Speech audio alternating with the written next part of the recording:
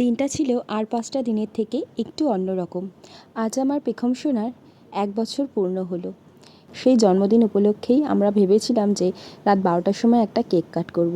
সে তো এখনও কিছুই বোঝে না, সেই জন্য ভাবলাম যে থাক, ওটা ছেড়ে দেওয়াই যাক। কিন্তু তার দিদিভাই যে মানছে না, কারণ বনুর প্রথম জন্মদিন কিছু তো একটা করতেই হবে।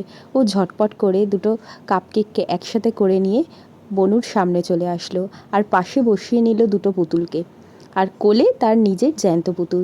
দেখো, পুতুল মানে কতটা খুশি হয়েছে জানি না, তবে তার দিদিভাই কিন্তু অনেক খুশি। পেখম যদিও এখনও কিছু বুঝতে পারছে না, কিন্তু ও যখন বড় হয়ে এই জিনিসটাই দেখবে, আশা করি ওর খুব ভালো লাগবে। তো ও এখন দেখো বেলুনের দিকেই ছুটছে, বেলুনটা যে উড়ে উড়ে চলেছে তার দিকেই যাচ্ছে বেলুনটা ধরবে বলে। ওকে তো আর ধরে রাখা যাচ্ছে না। তো এই ছোট্টভাবেই আমরা রাতটা পার করলাম। তো কালকে রয়েছে আসল সারপ্রাইজ। আমার অনেক দিনের একটা ইচ্ছা ছিল, সেই ইচ্ছাটা কালকে পূরণ হতে চলেছে। তো চলো, তোমরা ব্লগটা দেখতে থাকো, আস্তে আস্তে সব জানতে পারবে এবং আশা করছি সব ভালো লাগবে তোমাদের। তো চলো দেখো।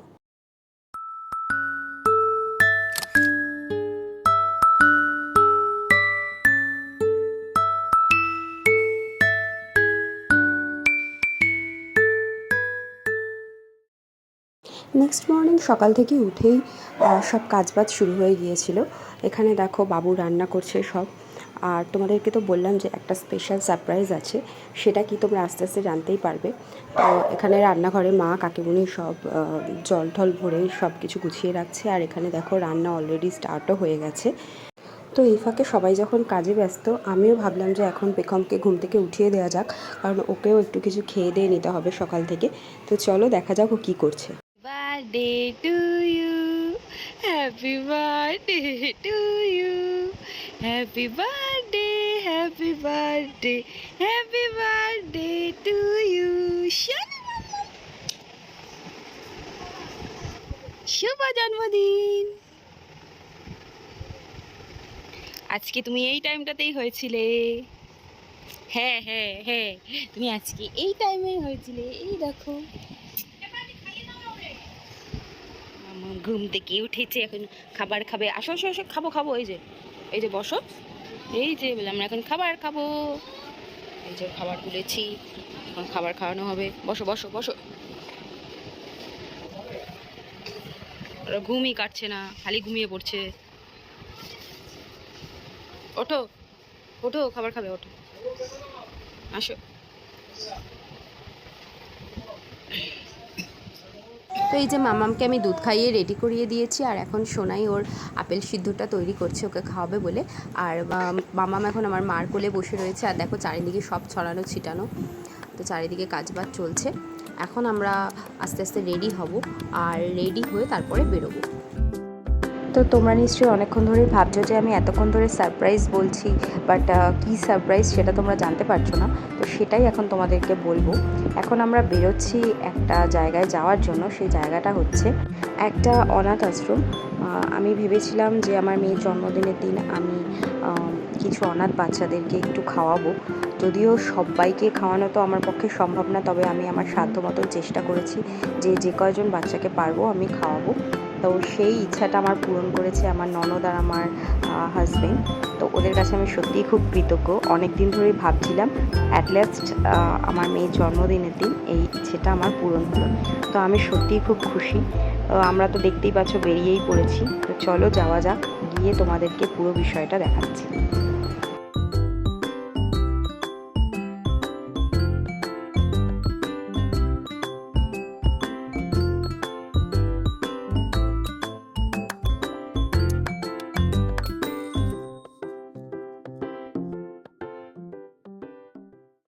তো আমরা তো ইতিমধ্যে এসে পৌঁছে গিয়েছি, তোমরা দেখতেই পেলে।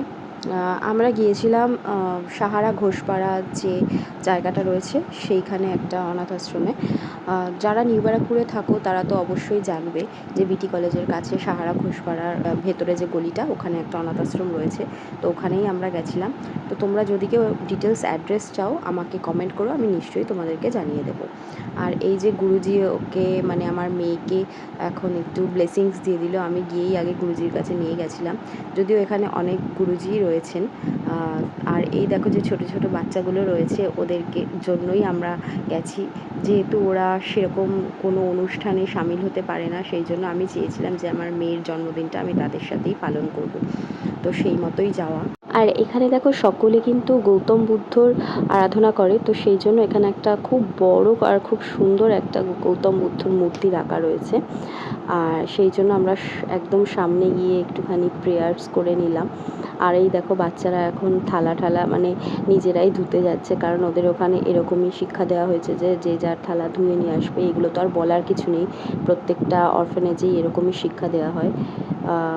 তো যাই হোক, এটা দেখানোর বিষয় হচ্ছে, অনেকে হয়তো ভাবতে পারো যে এগুলো আবার কেন দেখাচ্ছি। না, এগুলো যে আমি করেছি সেই কারণে দেখাচ্ছি না। এগুলো দেখানোর একটাই বিষয় যে তোমরা যদি কেউ চাও, তোমাদের সামর্থ্য মতো কিন্তু চাইলে করতেই পারো।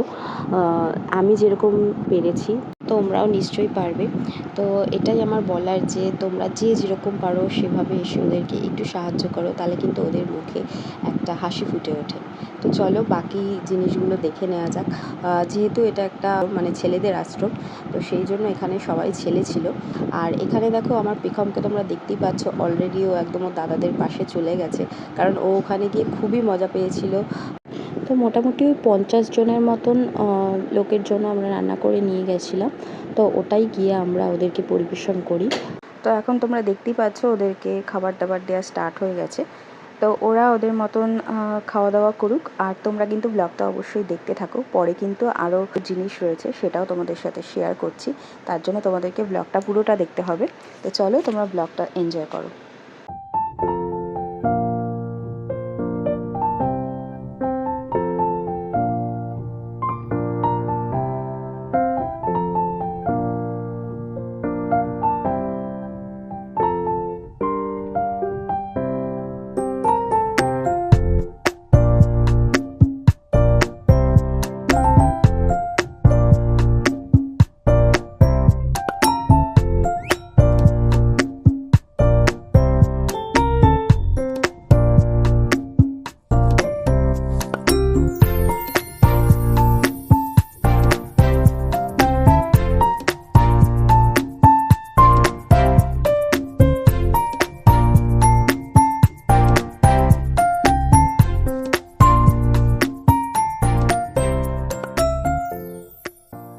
তো বন্ধুরা, ওদের সবার খাওয়া দাওয়া শেষ। তো এখন আমরা বাড়ি যাব। তো তার আগে আমরা ঠিক করেছিলাম যে একটা কেক কাট করব ওদের সাথে, কারণ ওদের সাথেও আমি পেখমের এই জন্মদিনের শুভ মুহূর্তটা শেয়ার করে নিতে চেয়েছিলাম।